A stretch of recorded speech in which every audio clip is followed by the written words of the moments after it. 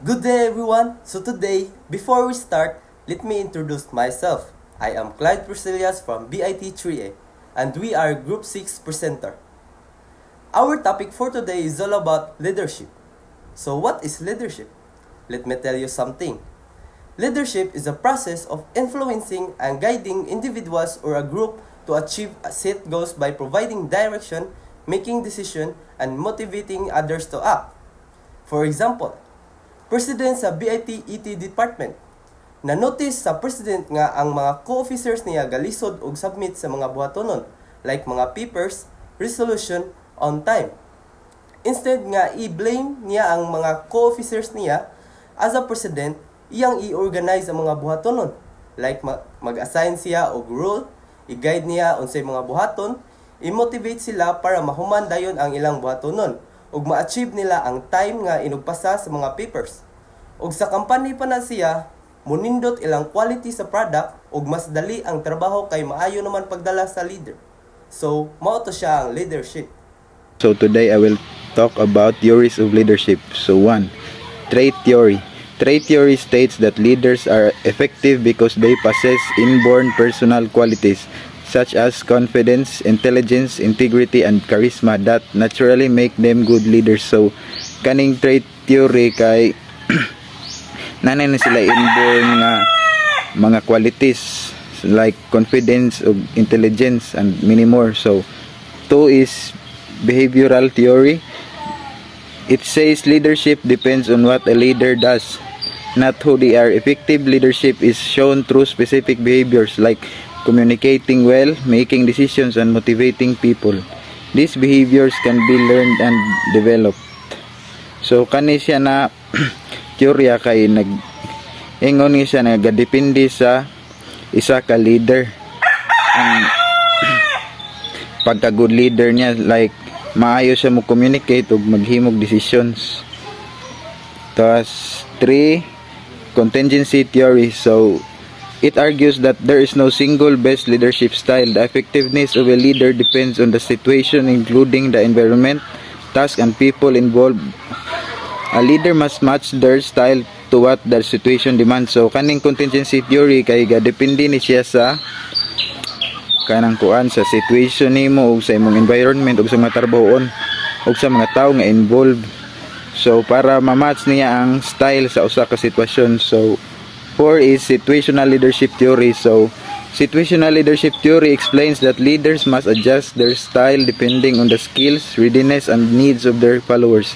The leader's approach changes as a team becomes more capable or confident. So, kaning situational leadership kay it talks about kuan nagadepende sa leaders ang sa young members ang skills, readiness, and needs of their followers ang iyang estilo sa pag-isa ka leader. So yeah, tas magkadugay magkausab pod ang kuan kanang iyang pagdala sa iyang members kay may mas confident naman to yung members. So 5 is transformational leadership. So it focuses on leaders who inspire, motivate, and bring positive change. These leaders encourage followers to go beyond basic expectations by creating a strong vision and building trust. So, kaning transformational leader kay kuan ni siya kanang iyagong i-motivate ang yang mga members para siyempre nindot gid ang isa ka workshop if kabalo ka mo dala sa imong members, like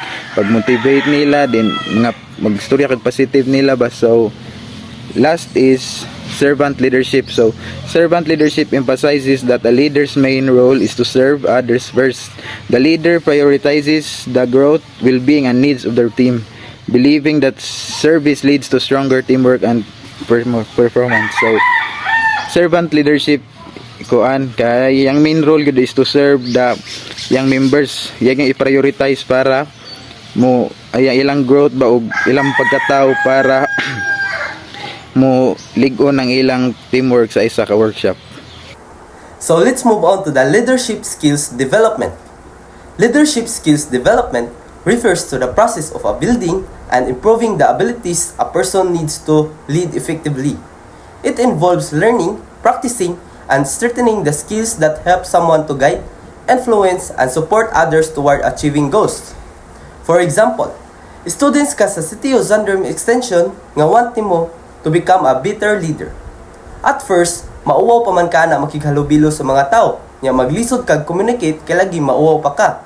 So ang imong buhaton, mag-volunteer ka sa inyong classroom nga mag-lead-lead sa mga activities, nya mag-attend kag mga meeting nga related sa pag-lead-lead. So sa kana nga paagi, kay mas mo improve imong confident nga makighalubilo sa mga tao. And also, sa sige ni mag-attend og meeting, kay bawo naka unsay mga buhaton if maka-encounter kag mga problems when you are a leader. Og sa company pa ni siya, imong matabangan inyong organization nga ma-achieve ang unsay goal. Key leadership skills and development.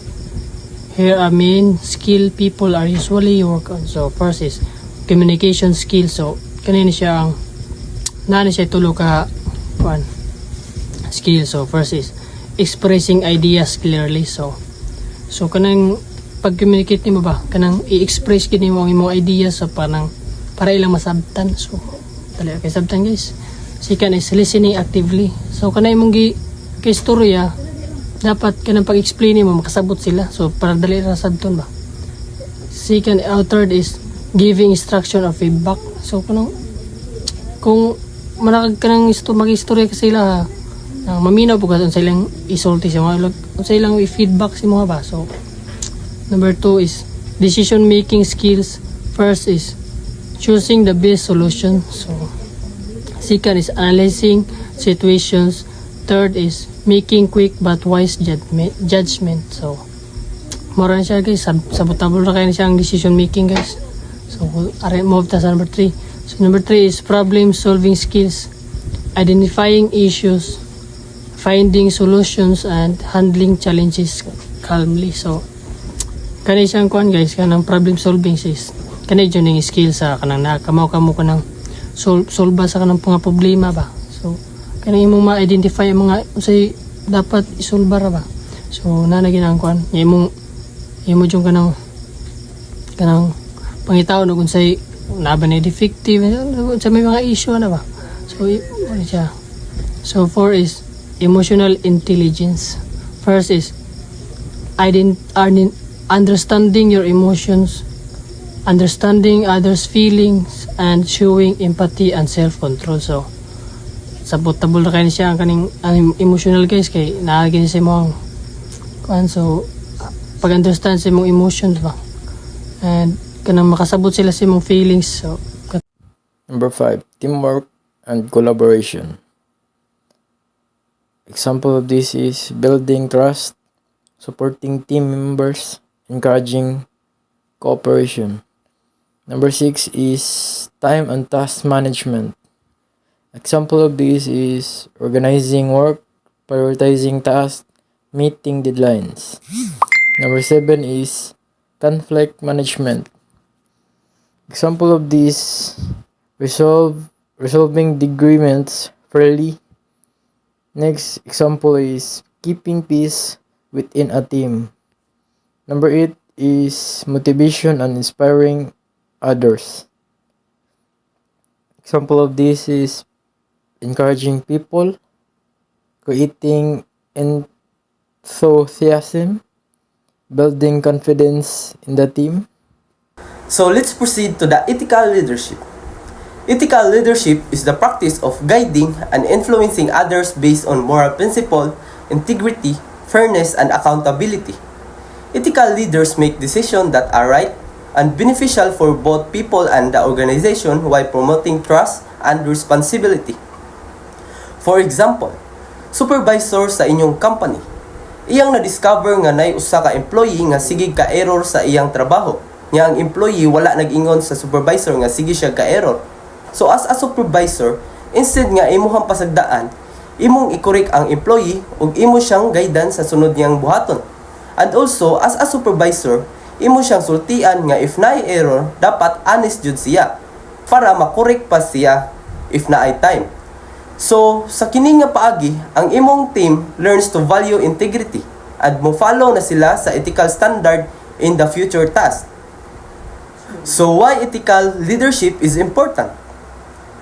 Because it builds trust and credibility with employees and stakeholders.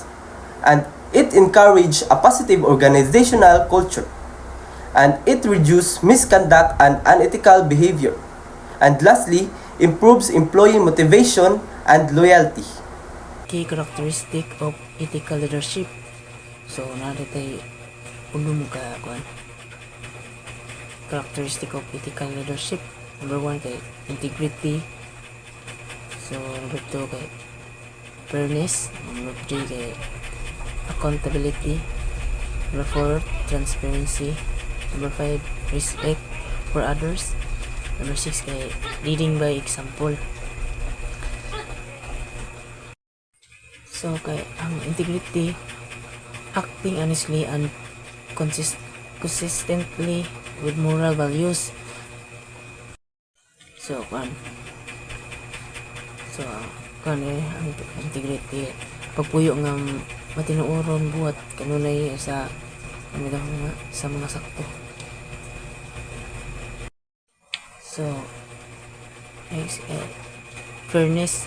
So, ang fairness kay treating everyone equally and justly.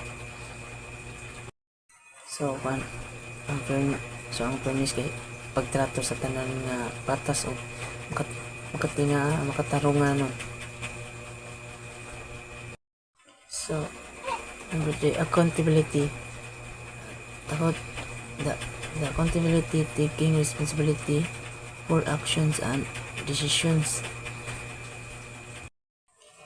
So, ang accountability, pag-angkon daw sa responsibilidad sa imong mga buhat o desisyon. So, next, number 4, transparency. Being open and clear in communication and decisions making. So, ang transparency, pagklaro o open sa komunikasyon o mga desisyon. So, number 5 kay respect for others. Valuing the rights, opinions, and dignity of team members. So, ang respect for others kay paghatag og bil sa katungod opinion o dignidad sa mga kauban. So number 6, leading by example. So, demonstrating ethical behavior in all actions. So, ang leading by example ay pagpakita sa mga maayo ethical nga pangatasan sa tanan nimong ibuhat. So let's move on to the team leadership and collaboration. Team leadership is the ability to guide, motivate, and coordinate a group of people to achieve common goals, while collaboration is a process of working together cooperatively, sharing ideas, and combining strengths to achieve better results. In short, team leadership focuses on guiding the team, and collaboration focuses on the working together effectively. For example, naay grouping sa inyong classroom which is para sa inyong reporting. So ang team leader na mag-assign og designated topic sa iyang mga classmate kung asa sila capable. At the same time, ang team member kay mag-share sila mga ideas sa ilahang mga topic para maka-idea ang uban sa kung unsa ilahang mga topic ug magtinabangay sila if naay member nila maglisod. So nasulod na diha ang ilahang collaboration and also ang usa ka team leader. In ana ka important ang team leadership and collaboration kay it help to complete the task and deliver the topic into high quality presentation. The importance of leadership and collaboration. So, ari isa-isa dire kung unsa ka importante ang kanang pag-lead og ang pagtinabangay sa grupo. So, first is guides the team towards goals. So, effective leadership and collaboration provides direction, ensuring that team works efficiently towards common objective. So, ang kanang ang effective nga kanang leadership kay kanang iyang gayran iyang kanang mga constituent para sa kanang success. So para makuha nila ilang tumong dito, ilang goals. So next is motivates team members. Good leadership inspires members to give their best effort, stay committed, and actively contribute to the team task. So ang may nga leader, so mo-motivate gyud sa iyang kanang kuan sa iyang mga members. So mostly kay kanang ang good leader kay kanang taas gyud siya pasensya gyud. Dili ka og kanang leader ka, dili nimo yaw-yawan imong mga kanang mga members nga kanang iya kay wa kay baw nay kanang kuan, nay kanang problema. So i-motivate ninyo sila as a leader. So next is builds trust and respect. Consistent guidance, fair decision making, and collaborative efforts foster confidence, trust, and strong relations among team members. So matong giingon sa atong number 2 nga og kanang og maayo ka sa imong isig kataw.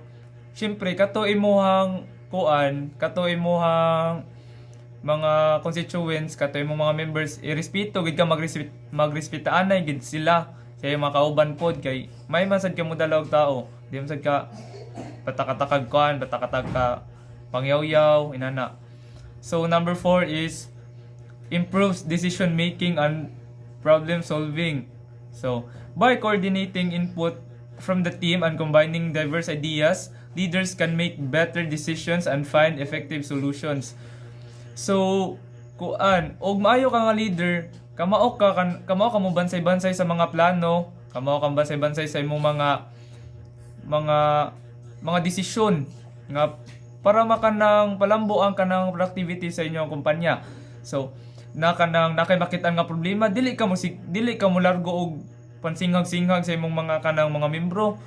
So planuhan jud to ninyo unsaon to ninyo pagsolba nga problema kay dili man na maayo ang kanang kuan, dili man na mahimo ang kanang di man na masulbad ang problema basta baba mo'y kanon sige ra yaw-yaw, way lihok, walay plano-plano.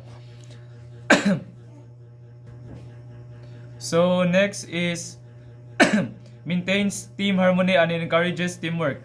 Leadership and collaboration help resolve conflicts, promote cooperations, and create a positive work environment. So matong gingon ganina nga og maayo ka nga leader, mas maayo og kanang nindot imong mga pagtagad inyong tinagdanay sa imong kuan, imong mga members. Kay ug maayo manggod ang ug namgoy kahapsay inyong kanang kuan, inyong team kay mas dali ang kanang pagsulba sa problema kay naman to yung mga pangatag-hatag nga mga ideas nga makapalambo sa production sa kumpanya. So so next is boost creativity and innovation. So sharing ideas freely within the team sparks new approaches and innovative solutions. So og maayo ang kanang pagtagdanay ninyo sa kanang kuan, og maayo ang pagtagdanay ninyo sa imong kanang mga members as a leader. So motong gingon ganina nga kanang mas mapalambo ang kanang production sa inyong kuan kumpanya kay dili man maikog ang kanang imong mga members bitaw nga mo share sa ilang ideas, ikaw pud dili pud ka kay dili man ka kuan nga pagkatao bitaw kanang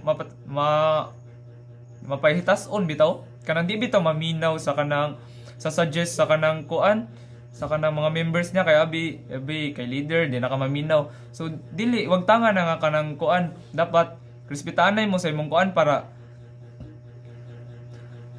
kana maghatag-hatag mo ga ideas bitaw kay dili sila makanang kuan sa imo, dili sila mataha nga mo suggest sa imuha, ikaw pod di pod ka mo mataha mo suggest sa ilaha kay ikaw naman maka-vibes naman mo sa imong mga members. So last is achieves goals efficiently. When everyone works together under effective leadership, tasks are completed faster and objectives are met successfully. So giingon nam gito nako nga as a leader nga kanang tarong mas productive gid ang team bitaw kay magtinabangay niya magtinabangay na share og ideas niya, paspas ang paspas pud ang kanang production. Kay example, naay kanang membro diri nga nagitagang trabaho niya, pikas po nagitagaan niya, medyo lisod man to sa pikas. So nahuman naman ang katong usa ka member, so nagtinabangay sila. So walay oras nga nasayang, paspas ang kanang paspas ang production. So Marto, thank you. And lastly, leadership and decision making. Leadership and decision making refers to a leader's ability to guide a team or organization by making informed, timely, and effective choices that help achieve goals while considering the well-being of the team and organization. In short, a good leader not only directs the team but also makes decisions that drive success and solve problems effectively. A leader with a good decision-making is someone who analyzes information carefully, evaluates alternatives, and chooses the best course of action to achieve organizational goals while considering the impact on the team and stakeholders. For example, si Ma'am Roda, siya ang current campus director. So, na-notice ni Ma'am Roda nga daghang students nga pirmi late sa ilahang mga classes, which is maka-affect siya sa learning sa usa ka student. So as Ma'am Roda, mag-gather dayon siya information sa mga teachers and students to understand unsay rason nga pirmi late ang mga students. So as a director, mag-implement dayon siya balaod nga if naay malate, ihang kuhaon ang ID. So ang hunahuna sa mga students, dili na magpa-late, kay kuhaon naman ang ID. So sa desisyon ni Ma'am Roda, naka-affect siya sa school in positive way. And nakita ni mo diha nga motivate ang mga students nga dili na sila pirmi malate. Good decision making. Number 1 is analytical thinking. Analytical thinking. Examine facts and data before deciding. Number 2 is problem skills. Problem skills is find effective solution to challenge. Number 3 is responsibility. Responsibility takes accountability for the outcomes of decisions. Number 4 is timelines. Timelines makes decisions promptly to keep operation on track. Number 5 is ethical consideration. Ethical consideration ensures decisions are fair, just, and aligned with values. Number 6 is involvement of team. Involvement of team is seek input and perspective from team members when appropriate. Impact in management. Achieves organizational goals efficiently. Good management helps the organization reach its objectives faster and with less waste. Improves team performance and productivity. It helps employees work better, faster, and more effectively. So,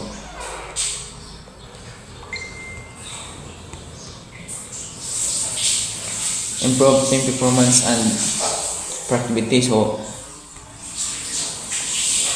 kano siya dahil na makatabang ni siya para makamito ka ng mas ganado ang imong kuan ba imong trabahante para makakuan mas madali ang ilang pagkuan lang pagtrabaho kuan kanang quality kay og result. Builds trust, credibility, and confidence in leadership. So kuan people are more willing to follow leaders trust and believe in. So mas kanay kanang mas ganado mo kan follow ang kanang kan ba ang employee sa kwan if na niyang build trust, credibility, and confidence in leadership. Next is encourages innovation and effective problem solving. So good management supports ideas and helps the team solve problems quickly. So mas mapadali ang kuan pag sulbad sa kanang kuan problema. reduces risk and maintains stability. It prevents mistakes, avoids conflicts, and keeps the organization running smoothly. So kanang malikayan ni mo kuan pagkasaya pa ni. Ako kanang malikayan yung masaya pa. Avoid mo sa kanang conflict kuan. Unya kanang mas safety ang kuan. Mas safety ang organization.